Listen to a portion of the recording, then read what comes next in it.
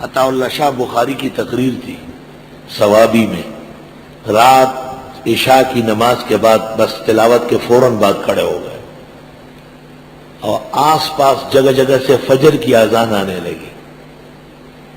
6 گھنٹے کی تقریر مسلسل شاہ صاحب کی.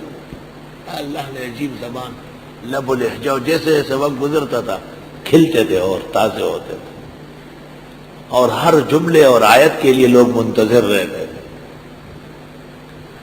تو جیسے ہی کہیں دور سے اذان آنے لگی، شاہ صاحب کا دستور تھا کہ جب اذان شروع ہوتی تو وہ بغیر پوچھ کے بس خود ہی اذان دیتے اسی جگہ، اور وہیں فجر کی جماعت کرا کے پھر جا کے آرام کرتے.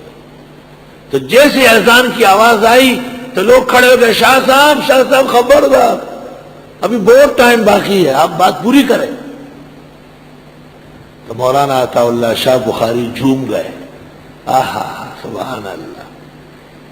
شاہ صاحب نے شعر پڑھا، افسوس میرا گلا خراب ہے، میرا گلا بڑا بے وفا ہے. شاہ صاحب نے فرمایا جھوم کر کہ